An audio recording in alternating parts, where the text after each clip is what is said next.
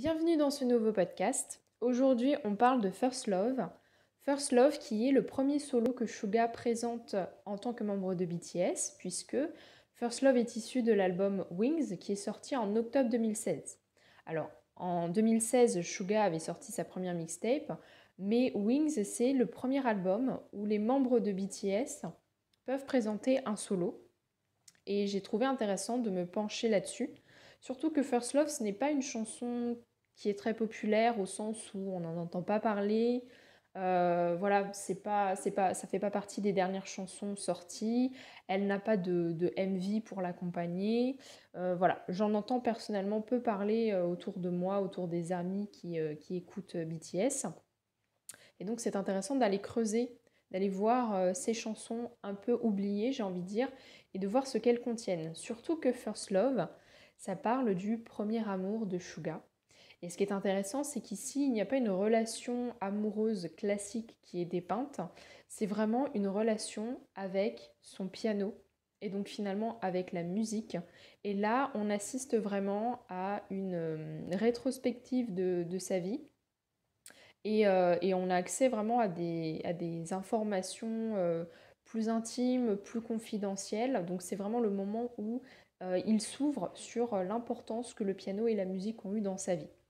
Donc on va commencer tout de suite. Le début de la chanson commence évidemment avec la rencontre. Dans un coin de mémoire, il y a un piano brun sur le côté. Dans un coin de la maison de mon enfance, il y a un piano brun sur le côté.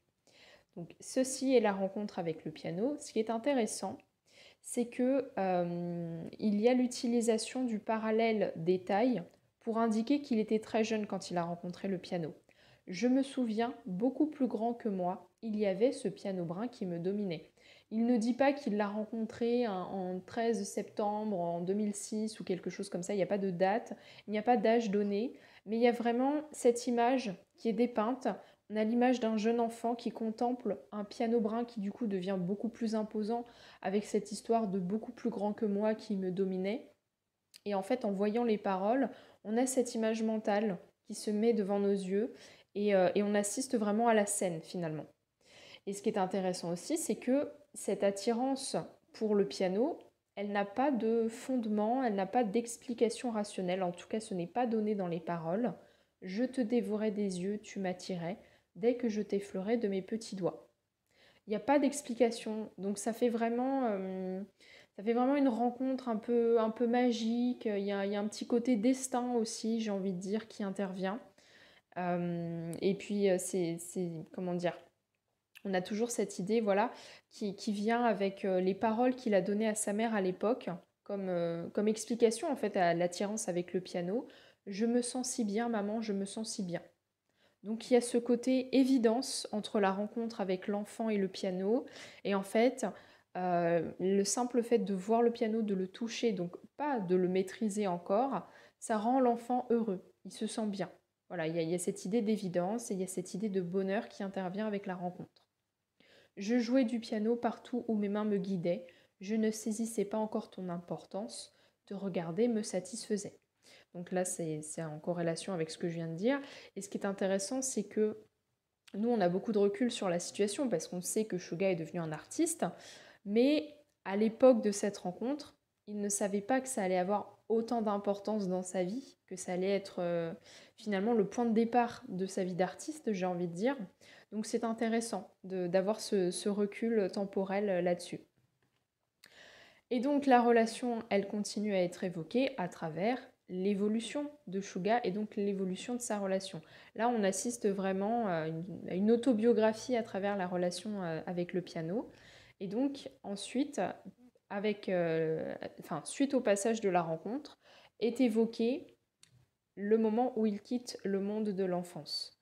Je me souviens quand j'étais à l'école et que je suis devenu plus grand que toi. Donc encore une fois, on a cette image avec la perspective des tailles, où là on voit vraiment que l'enfant a grandi et qu'il dépasse le piano. Et avec l'évolution physique de Suga, vient la relation au piano qui évolue.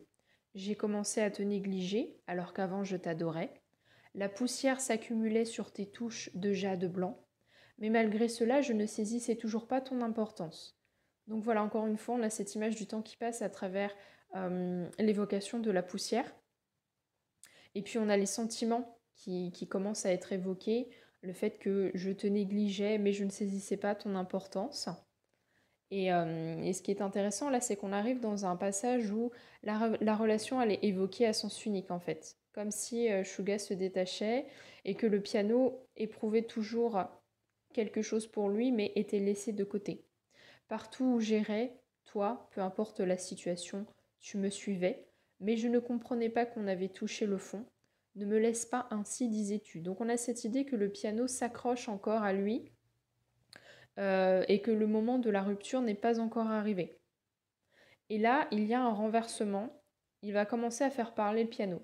Et c'est ça qui est intéressant aussi, c'est que euh, la relation n'est pas évoquée uniquement de son point de vue, il utilise le point de vue du piano pour au final dialoguer avec lui-même, puisque c'est toujours lui qui parle. Et comme il fait parler le piano, il lui fait dire ce qu'il veut finalement. Je partirai peut-être, mais ne t'inquiète pas, tu arriveras à t'en sortir sans moi. C'est pour ça que je parle de dialogue interne, parce que y a vraiment cette idée que le piano cherche à le rassurer. Et finalement, c'est une part de lui-même qui s'exprime quand il écrit cette chanson et qui lui dit ne t'inquiète pas en fait. Il y a vraiment cette idée de, à travers l'évocation de la relation à ce premier amour, à travers le fait de faire parler le piano, il y a une réconciliation des différents Shuga, des différentes parties de lui-même et des différents sentiments qu'il a expérimentés à travers cette histoire. Je me rappelle de notre première rencontre. Avant que je ne puisse m'en rendre compte, tu avais déjà grandi. Il est vrai que notre histoire touche à sa fin, mais ne t'excuse pas. Donc il y a cette idée du temps qui passe, le fait que les gens changent, que les relations évoluent. Mais encore une fois, voilà, le fait de donner la parole au piano, ça lui permet aussi de se pardonner à lui-même, de l'abandon. Et surtout avec cette phrase, mais ne t'excuse pas. Et suite à ne t'excuse pas, il y a ces mots, nous nous retrouverons d'une manière ou d'une autre et tu m'accueilleras de nouveau à ce moment-là. Donc il y a un peu cette idée du jeune Shuga qui parle avec le vieux Shuga qui est un artiste, et le jeune Shuga qui n'est pas encore artiste et qui pour l'instant veut juste laisser un petit peu tomber son instrument de musique parce que pour lui c'est pas encore devenu quelque chose de fondamental dans sa vie. Et suite à ce dialogue entre les deux, on a le retour à cet amour, on a le moment où Shuga commence vraiment sa vie d'artiste. Je me suis souvenu de ce que j'avais délaissé à 14 ans lorsque je t'ai refait face. Donc là, c'est vraiment le moment où il s'intéresse au hip-hop, au rap, parce qu'il en avait parlé dans des interviews, c'est vers l'âge de 14 ans qu'il s'y était mis beaucoup plus sérieusement. Et donc en fait, il y a ce besoin de retourner vers l'instrument de musique qui a bercé son enfance. Et puis aussi parce que quand on veut composer de la musique, c'est bien de jouer d'un instrument. Et là, ce qui est bien, c'est que il y a cette idée du retour vers finalement un ex pour lequel on a encore des sentiments. Donc le retour au piano ne se fait pas dans la joie et la légèreté, il y a un sentiment de honte et de peur qui accompagne ce retour. J'étais gênée, mais quand je t'ai touchée, tu ne m'as pas repoussée malgré tout ce temps écoulé, tu m'as accepté. Et à partir de là, il y a vraiment cette prise de conscience que finalement cette relation, elle est extrêmement importante dans sa vie. Sans toi, je ne suis rien. Et là, on va avoir la description des années d'adolescence avec le piano, donc à partir de l'âge de 14 ans. Ensemble, on regarde le soleil se lever. Donc ici, avec cette phrase, on a vraiment le message qui est le suivant. Il a beaucoup travaillé avec son piano. À partir de 14 ans, il s'y est mis mais vraiment à fond, à tel point qu'il travaillait la nuit, en fait, s'il regardait le soleil se lever avec son piano. Ne laisse pas ma main s'en aller, je ne te quitterai plus jamais. Donc il y a vraiment cette idée de je te fais un serment. Ça va être toi et moi jusqu'à la fin. Et le piano est là pour devenir en fait un rock. À partir du moment où il retrouve le piano, il y a une sorte de serment qui est renouvelé entre les deux parties. Il n'y aura plus d'abandon comme il y a eu avant. Et c'est vraiment à partir de là qu'il se rend compte que le piano est un roc sur lequel il va pouvoir s'appuyer. Et donc, le piano, il va être là dans les moments les plus sombres de sa vie. Je me souviens de la fin de mon adolescence. Au moment où l'absence de futur se fit sentir, on l'a brûlé ensemble. Et notre avenir, on ne l'apercevait pas. À l'époque, on ne faisait que pleurer, que rire. On était ensemble dans ces moments-là, qui sont maintenant des souvenirs. Donc on commence à arriver vers la période de sa vie où ça a été difficile, vers la fin de son adolescence, donc vers la fin du lycée, où commence à se profiler la vie d'adulte. Sauf que pour un garçon qui n'aime que la musique, quel avenir possible? Voilà. Donc il commence à y avoir cette crainte du passage à l'âge adulte, le fait de quitter l'enfance, toutes ces angoisses adolescentes en fait qu'on a pu tous expérimenter. Le piano est là. Le piano est vraiment là dans les moments les plus difficiles et notamment au moment de son accident de voiture lorsqu'il était trainee chez Big Hit. Alors à l'époque en fait, sa famille n'avait pas d'argent, donc la famille de Suga ne pouvait pas payer les frais de scolarité. Donc il avait pris un petit travail à côté, tout en étant trainee chez Big Hit, et il n'avait pas dit à Big Hit qu'il n'avait pas d'argent et que du coup il avait pris un petit travail à côté. Et comme il était livreur en scooter, un jour malheureusement il s'est fait renverser par une voiture et du coup ça lui a brisé l'épaule. Et donc ici on a une évocation de cet accident. En agrippant mon épaule brisée, j'ai dit que je n'en pouvais plus. Donc voilà, beaucoup de pression à ce moment-là, surtout que les années de trainee, hein, on le sait, hein, c'est vraiment pas évident dans la vie d'un artiste K-pop. Et donc il y a vraiment cette idée que même dans ces moments les plus sombres, le piano il est là. Mais à chaque fois que je voulais renoncer, tu étais à mes côtés et tu me disais que je devais vraiment me battre. Et puis en plus de l'évocation de cet accident qui a quand même failli le pousser à partir, puisque suite à l'accident, il ne pouvait plus travailler, donc il est allé dire à Big Hit qu'il ne pouvait pas payer les frais de scolarité et que du coup, il devait abandonner l'entraînement. Bon, là, à ce moment-là, Big Hit, ils lui ont dit, non mais on va payer les frais de scolarité pour toi, en fait, reste. Donc voilà, il y a cette première épreuve, et puis il y a la deuxième épreuve, qui est celle de la dépression, puisque à ce moment-là, il est tombé en dépression. Je me souviens du temps où j'étais crevée, où je battais le pavé, de ce temps où j'avais basculé dans un gouffre de désespoir. Donc il y a cette idée de je suis au sol avec l'expression je battais le pavé, c'est vraiment quand je suis à terre en fait. Et donc oui, là, avec la dépression, voilà, c'est vraiment l'image qui est donnée. Mais encore une fois, même dans ces heures les plus noires, le piano est ici. Même si je te repoussais, même si j'appréhendais nos confrontations, donc il y a cette idée que il abandonne la musique quand il est en dépression, il n'a plus envie en fait, il n'a plus envie de continuer la musique, mais le piano est toujours là. Tu restais fermement à mes côtés, tu n'avais besoin de rien faire d'autre. Juste la présence du piano l'aidait. Alors ne lâche jamais ma main, je ne t'abandonnerai pas une seconde fois. Et en fait, en sortant de dépression, notamment en s'appuyant sur la musique, il a pu finalement ne pas briser ce serment qu'il avait fait au piano parce que il l'avait déjà abandonné une fois en grandissant. Là, c'était vraiment, entre guillemets, une occasion justifiée d'abandonner la musique, puisqu'il était en dépression, puisqu'il était dans une période de sa vie très compliquée, puisqu'il n'en pouvait plus. Voilà, il y avait un ras-le-bol, il y avait... voilà, c'était des heures très très noires pour lui. Donc c'est vraiment le moment où il peut abandonner la musique, en tout cas ce serait justifié. Non, c'est le moment où il renouvelle ce serment au piano. Je ne t'abandonnerai pas une seconde fois.